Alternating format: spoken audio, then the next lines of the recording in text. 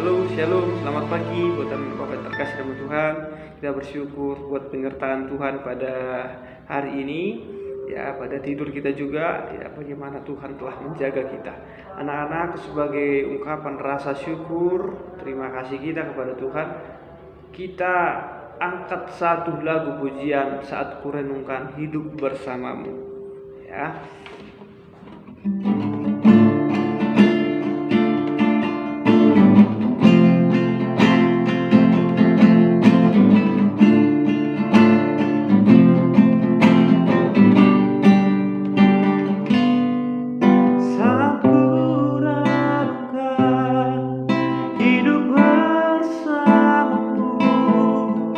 Seringkali ku melupakanmu, ku berjalan sendiri seakan ku mampu, lalu hidup tanpa kekuatanmu. Semakin berat beban hidupku, semakin ku menjauh darimu. Namun ada cinta yang tak pernah berlalu, cinta yang ku dapat darimu, tak teruji lalui rintangan sang waktu. Kau mati bagiku, berkorban untuk dirimu. Kau mati bagiku, berkorban untuk diriku. Ya, kita sudah mengangkat satu puji-pujian, biarlah itu untuk kemuliaan nama Tuhan saja, karena hanya Tuhan yang layak mendapatkan puji-pujian. Anak-anak Bapak yang terkasih dalam nama Tuhan, mari ambil sikap untuk berdoa, kita bersatu di dalam doa. Bapak yang bertahta di dalam kerajaan surga, kami bersyukur Tuhan buat kesempatan ini. Tuhan, kami akan merenungkan sebagian dari firman Tuhan. Biar Engkau yang kuasai hati kami Tuhan, supaya setiap firman yang akan kami dengarkan dapat kami pahami. Kami juga berdoa buat hamba-Mu adalah orang yang terbatas dan berdosa. Biarlah Engkau yang mengurapi setiap perkataan hamba-Mu. Kami menyerahkan ibadah kami, dalam nama Tuhan Yesus Kristus kami berdoa dan mengucap syukur. Amin. Anak-anak yang Bapak yang terkasih dalam nama Tuhan, tema kita pada hari ini yaitu pengumuman yang menyelamatkan. Ya, pengumuman yang menyelamatkan terambil dalam Yohanes pasal yang ke-19 ayat yang ke-16 sampai dengan ayat yang ke-27. Ya, pengumuman yang menyelamatkan, Yohanes pasal yang ke-19 ayat 16 sampai yang ke-27. Bapak akan baca seperti biasa sebagian, nanti kalian boleh baca secara keseluruhan. Nah, ikuti pembacaan firman Tuhan. Bapak akan bacakan ayat yang ke-21. Ya, Bapak akan bacakan ayat yang ke-21 sampai dengan ayat yang ke-27. Ya, yang ke-21 sampai dengan ayat yang ke-27.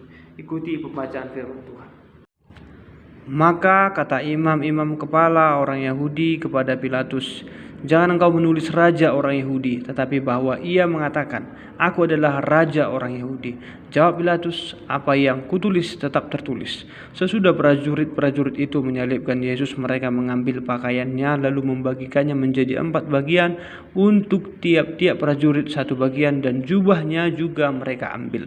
Jubah itu tidak berjahit dari atas ke bawah, hanya 1 tenunan saja.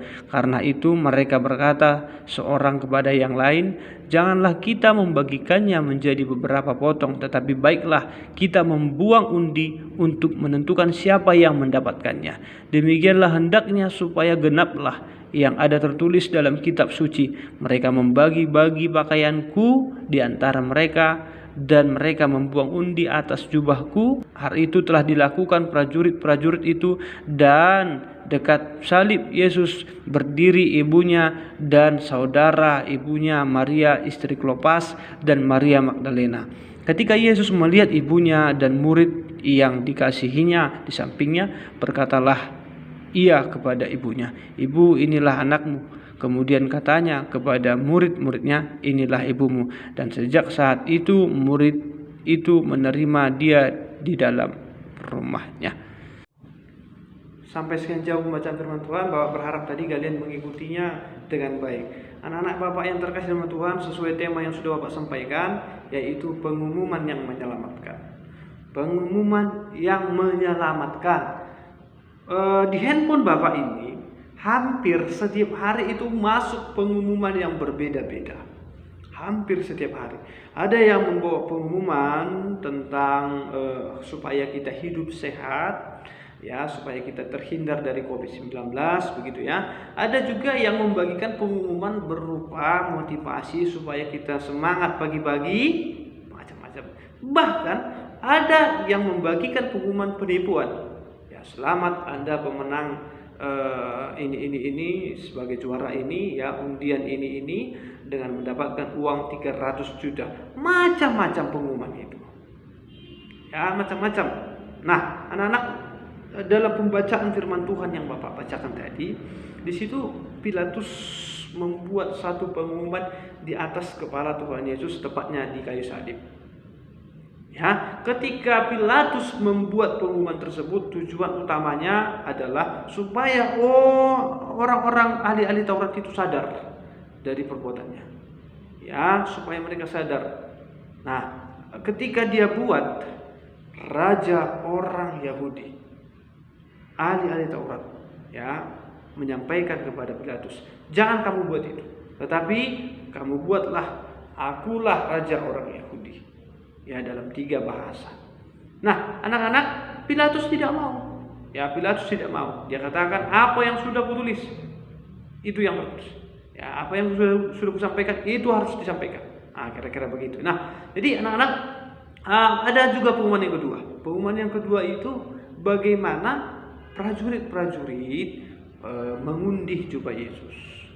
Ya, mengundi jubah Yesus. Supaya apa pengumuman ini disampaikan oleh Yohanes? Ya, supaya genaplah yang disampaikan di dalam Mazmur 22 ayat 19.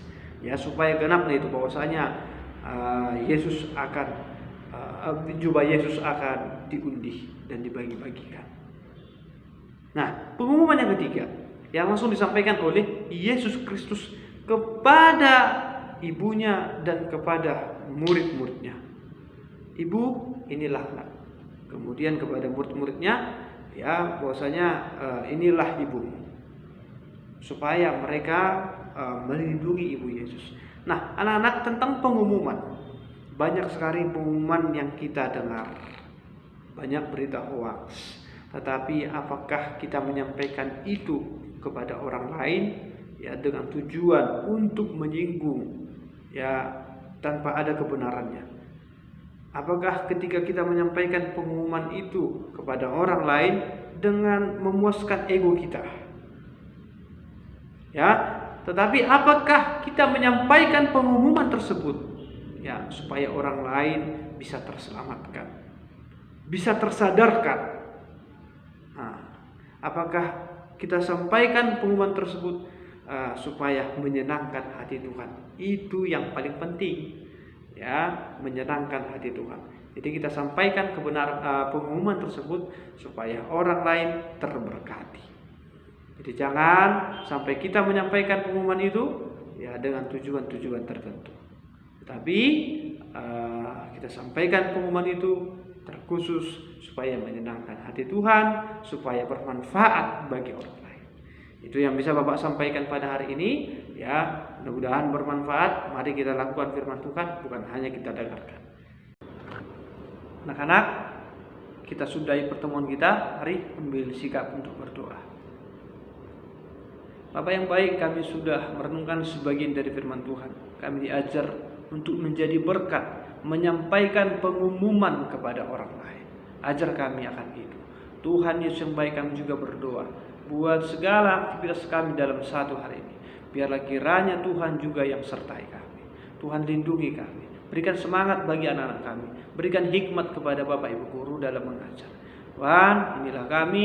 Biarlah Engkau juga yang mampukan kami untuk setiap firman yang kami dengarkan setiap harinya. Biarlah Roh Kudus yang membimbing kami menghidupi firman-Nya. Bukan hanya sebatas kami mendengarkan, tetapi kami bisa menjadi pelaku firman Tuhan. Kami adalah orang yang berdosa, biarlah Engkau kembali kuduskan dan sucikan kami, supaya setiap berkat yang Tuhan akan curahkan kepada kami tidak terhalang. Inilah doa kami dalam nama Tuhan Yesus Kristus, kami berdoa dan mengucap syukur. Amin. Shalom, sampai jumpa. Tuhan Yesus memberkati kita semua.